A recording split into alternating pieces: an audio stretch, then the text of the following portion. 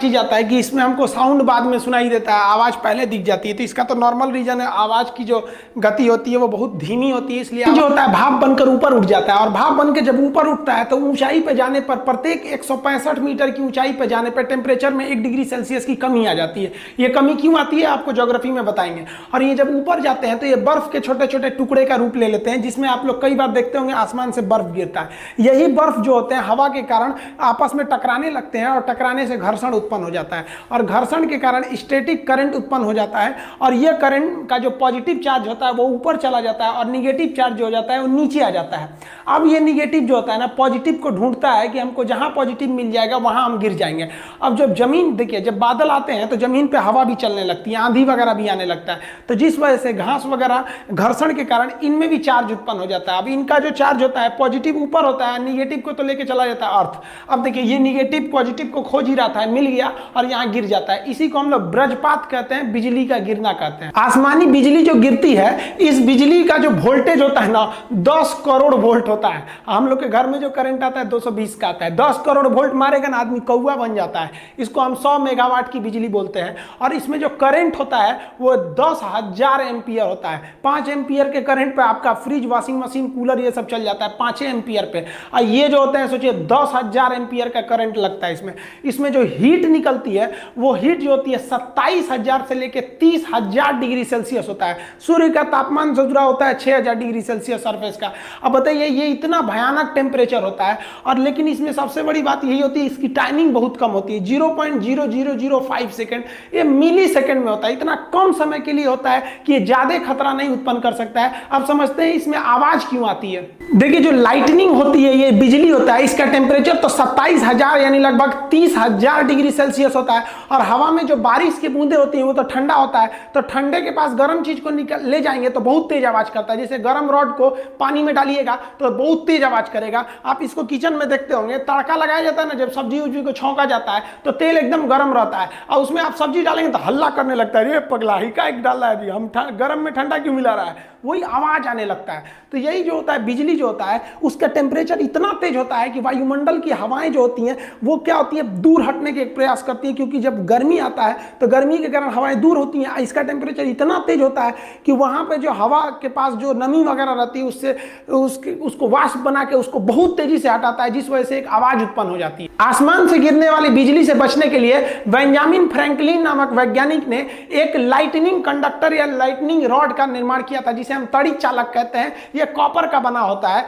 यह क्या करता है, इसको हम लोग घर के ऊपर लगा देते हैं और इसे वायर के द्वारा, यहां आप देख रहे होंगे यहां मोटा वायर लगाया गया है, इस मोटे वायर के द्वारा इसे हम लोग अर्थ यानी ग्राउंड में कर देते हैं। जो ग्राउंड होता है वो एक चार्ज सिंक होता है, यानी इसमें कितना भी हाई वोल्टेज का करंट दे दीजिएगा पृथ्वी को, वो खींच के अंदर लेके चला जाता है। तो ये केवल इसको टांग देने से नहीं होता है, इसके साथ साथ इसके अंदर हम लोग को ग्राउंड भी करना रहता है। टावर में भी देखेंगे ऊपर ये जो होता है तड़ी चालक होता है, लाइटनिंग रॉड, और इसको वायरिंग द्वारा नीचे ले जाया जाता है। तड़ी चालक कॉपर का बना होता है। इसमें होता क्या है कि बेंजामिन फ्रैंकलिन ने कहा कि आप जो करंट आ रहा है उसको जल्दी से जल्दी ग्राउंड पे भेजिए। अगर वो ग्राउंड पे चला जाएगा ना तो कोई दिक्कत नहीं है, आप बगल में भी खड़े रहेंगे तो कुछ खास प्रॉब्लम नहीं होगा, लेकिन उसको तेजी से भेजना बहुत जरूरी है, नहीं तो आपके लिए घातक हो जाएगा।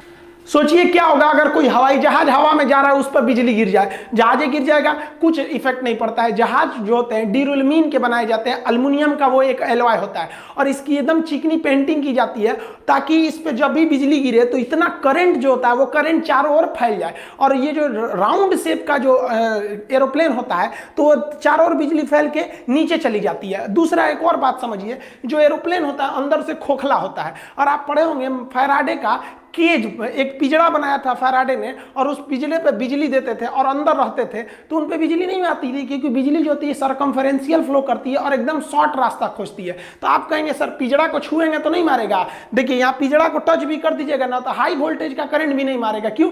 क्योंकि ये पिंजड़ा बहुत ही बढ़िया कंडक्टर से बना हुआ है, जितनी बिजली मिल रही है उसे फटाक से ये ग्राउंड में भेज दे रहा है। आप छुइएगा तो आपके लिए कुछ छोड़ ही नहीं रहा है। तो ये जो हवाई जहाज होता है एक पिंजड़ा का काम करता है, हम अंदर सेफ बैठे रहते हैं, क्योंकि करंट सर्कमफेरेंशियल बाहर बाहर फ्लो करके और नीचे चला जाता है। इसीलिए कहा जाता है कि जब बिजली तड़कती है तो सबसे सुरक्षित जगह आपके लिए कोई कार होता है, कार के अंदर घुस के बैठ जाइए, कार वही फैराडे के पिंजरे के समान काम करता है। जब भी बिजली गिरती है तो वो जल्दी से जल्दी किसी कंडक्टर को खोजती है। यहां आपको कुछ सावधानियां बरतने की जरूरत है। हम बता देते हैं कहां कहां ज्यादा बिजली गिरने की संभावना होती है। जैसे बिजली तड़कता है तो आपका मोबाइल जो होता है टावर से कनेक्ट रहता है, इसलिए बिजली मोबाइल की ओर तेजी से भागता है। देख रहे हैं ईश्वरी बतिया रही है, पता नहीं कहां, खूब मन से बतिया रही है। यह है ना, अभी थी हो जाएगी, जैसे बिजली गिरेगा थी। तो इसलिए जब बिजली गिरे ना, कि छत पे बतिया, हाँ खाना खा ली, ये सब नौटंकी नहीं, अंदर रहना चाहिए, गिर जाएगा तो थे हो जाएंगे आप। पेड़ वगैरह के पास भी बिजली ज्यादा गिरती है। अब लोग कहते हैं दुधारू पेड़ के पास बिजली ज्यादा गिरती है। देखिए दुधारू पेड़ जिसमें दूध वगैरह होता है, जैसे बरगद को ऐसे मारिएगा तो हल्का हल्का दूध निकलने लगता है उसमें लिक्विड, तो दुधारू पेड़ से मतलब नहीं है। देखिए दुधारू पेड़ जो होते हैं ना, उसमें ज्यादा भीगा होता है, वो जो भीगा वो ज्यादा होता है, इसलिए वो ग्राउंड से ज्यादा जुड़े रहते हैं। अब जो बिजली आ रही है वो ग्राउंड पे जाना चाहती है, उससे पहले ही आपको 20 फीट ऊपर पेड़ मिल जाएगा, कहेगा इधर से चलो ना। इसलिए बिजली गिरते समय या बारिश के समय पेड़ के नीचे नहीं रहना जाता है। जब बिजली तड़क रही होती है तो इस पर गिरने की संभावना ज्यादा रहती है। खाली मैदान में बिजली बहुत तेजी से गिरता है, इसलिए खाली मैदान में भागना नहीं चाहिए, वरना भागेंगे तो आप ही के ऊपर गिर जाएगा। खाली मैदान पे बैठ जाना चाहिए, उसको हम समझाएंगे। खाली मैदान पे भी गिरता है, खिड़की वगैरह पे मत झांकने लगिएगा, ऐसे लोहा का रेलिंग पकड़ के वाह बहुत अच्छा बिजली तड़क रहा है, गिर जाएगा, इसी पे चल जाएंगे आप। यहाँ पे जो बिजली होती है वो तालाब के पास ज्यादा गिरती है, इसलिए बिजली के समय तालाब समुद्र के किनारे नहीं जाना चाहिए, क्योंकि वहां की बिजली गिरेगी तो ग्राउंड लेते हुए आपको भी चली आएगी वहां पर। ये टावर से हमेशा दूर रहिएगा। हालांकि टावर के ऊपर तड़ी चालक लगे रहते हैं, लेकिन उसके पास में भी उसका असर ज्यादा रहता है। वो इतना हाई वोल्टेज रहता है कि थोड़ा सा भी आपकी जान ले सकता है। आपको एक और गलती नहीं करना है, जब बिजली तड़क रही होती है तो लोग छाता लगा लेते हैं। छाता का जो रॉड होता है, आप रॉड को पकड़े रहते हैं, आप जमीन पे रहते हैं, तो जमीन से रॉड जो होता है ना ग्राउंड हो गया रहता है, और ये छाता को पकड़ के मार देता है करंट, बहुत तेज बिजली गिर जाती है। देखिए बकलोलिया पता नहीं किसका इंतजार कर रही है छाता लगा के, अभी जाएगी हो, धड़ाम से गिरेगा चल जाएगी। देखिए ज्यादातर जो बिजली गिरता है, हर साल इंडिया में लगभग 2500 लोग बिजली गिरने से मरते हैं, लेकिन ज्यादातर बिजली डायरेक्ट आदमी के ऊपर नहीं गिरता है, ये स्टेप पोटेंशियल द्वारा गिरता है। हम आपको अभी जस्ट पहले जो वीडियो बनाए थे जिसमें बताए थे बिजली घर तक कैसे पहुंचती है, उसमें स्टेप पोटेंशियल बताए थे कि कहीं करंट गिर जाता है ना तो आसपास के एरिया में वो करंट फैला देता है। तो ये जो स्टेप पोटेंशियल हो जाता है ना, जैसे इस पेड़ पे बिजली गिरी, अब ये राउंड वाला एरिया देख रहे हैं ना, यहां तक इसका एरिया है, तो आप इस पेड़ से दूर में भी रहेंगे ना तो बिजली गिरेगा पेड़ पर, लेकिन आप उसके स्टेप पोटेंशियल के एरिया में आ गए हैं, आपको मार देगा। तो ज्यादातर जो बिजली गिरती है वो स्टेप पोटेंशियल के कारण ही मारती है, और ये डायरेक्ट से भी ज्यादा खतरनाक होती है, इससे ही ज्यादा लोग मरते हैं। एकदम टिप के आदमी को खोपड़िया पे नहीं गिरता, अगल बगल में गिरता है, उसके रेंज में आ जाने से आदमी की मौत हो जाती है। बिजली गिरने से जो मौत होती है उसका ज्यादा इफेक्ट जो होता है हमारे नर्वस सिस्टम ब्रेन पे पड़ता है, और हार्ट और लंग्स पे ज्यादा असर पड़ता है। ये एकदम सीज कर जाते हैं और इसका धड़कना रुक जाता है, जिस वजह से व्यक्ति की मौत हो जाती है। अब कहते हैं लोग कि मेल जो होते हैं, पुरुष का साइन ऐसे होता है, मेल पे 80% बिजली गिरती है और फीमेल पर 20% गिरता है। आप कहेंगे ये सोचरी कैसे बच जाती है सब, देखिए बचती नहीं, ये तो अंदर रहती है सब, जब से पैदा होती है सब लड़की सब, तो वो तो लॉकडाउन उन सब के लिए पैदाइशी लॉकडाउन है। लड़का बाहर और घूमते रहता है, मरते रहता है, कभी एक्सीडेंट से मरेगा, कचरा के मरेगा, कभी पतंग लूटने में मरेगा, सब नौटंकी लड़कों के भरोसे है, तो मरेगा कौन? लड़की। देखिए ऐसा नहीं है कि बिजली का झटका जो लगेगा तो 100% मरिए जाएंगे, बहुत से लोग बिजली के झटके से बच जाते हैं। बिजली का झटका जब लगता है तो उससे एक आपके शरीर पर एक दाग बन जाता है, जिसे हम कहते हैं लिचेनबर्ग। ये जो दाग होता है ये पेड़ के जड़ के समान हो जाता है। आप देखिए इस तरह से दाग बन जाता है, टैटू टाइप का बन जाएगा, जहां लगेगा बहुत खतरनाक हो जाएगा। तो ये बहुत कम शॉट लगा है, या फिर ये कह सकते हैं कि बिजली का मेन हिस्सा दूर गिरा है, ये केवल उसके चपेट में आ जाने से इस तरह के दाग बन जाते हैं। कुछ लोग कहते हैं कि जहां एक बार बिजली गिर जाती है वहां दोबारा नहीं गिरती है, गलत बात है। अमेरिका के स्टैचू ऑफ लिबर्टी के पास बहुत बार बिजली गिरते रहता है। राई सुलिवान नामक व्यक्ति के ऊपर 7 बार बिजली गिरा था, और 7 बार के बिजली के झटका को वो सह गया और आज भी जिंदा है। ऐसा नहीं कि बिजली केवल नुकसान ही करता है। एक व्यक्ति जिसका शरीर लकवाग्रस्त था, वो व्हील चेयर से नहीं उठ सकता था, एक बार वो अपने गार्डन में टहल रहा था इसे व्हील चेयर पे, तब तक बारिश शुरू हो गया, उसके ऊपर बिजली गिर गई, वो बेहोश हो गया। अगले दिन जब हॉस्पिटल से उसका आंख खुला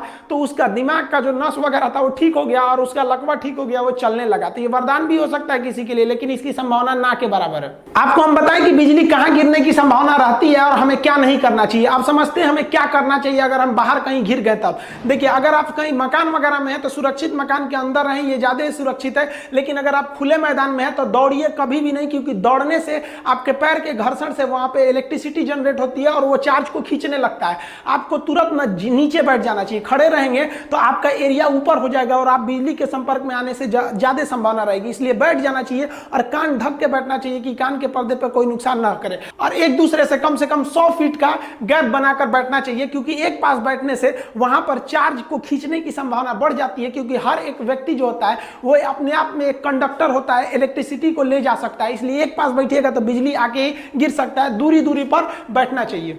देखिए, ये जो बिजली होती है ये बादलों के टकराने के कारण ही उत्पन्न होती है। और बिजली को हम 3 प्रकार से बांटते हैं। एक होता है इंट्रा क्लाउड लाइटनिंग, यानी जब बादल जो होता है, छोटा सा बादल का समूह होता है, इसी में एक ऊपर प्लस हो जाता है, नीचे माइनस हो जाता है और इसी में टकराने के कारण जो बिजली उत्पन्न होती है उसे इंट्रा क्लाउड कहते हैं। ये बहुत ही कम दिखाई देता है और इससे आवाज भी नहीं आती है। आप जितने भी बिना आवाज वाली बिजली देखे हैं वो इंटर क्लाउड होती है, यानी एक ही बादल दूसरे से नहीं टकराया है, अपने का ही चार्ज दूसरे को ट्रांसफर कर दिया है। अब जो दूसरा होता है वो क्लाउड टू क्लाउड, जैसे एक बादल इधर है और दूसरा बादल इधर है, अब बादल आपस में टकरा जाते हैं तो उसे क्लाउड टू क्लाउड लाइटनिंग कहते हैं। ये बहुत ही बड़ा होता है और इसमें आवाज बहुत ही तेज होती है। ज्यादातर आप यही देखते होंगे। अब एक होता है क्लाउड टू ग्राउंड लाइटनिंग, यानी बादल से सीधे ग्राउंड पे आ गया, तो इसको तो आप सीधे बोलते हैं वज्रपात, यानी बिजली गिर गया। ये बहुत भयानक आवाज करता है क्योंकि ये आसपास गिर गया रहता है।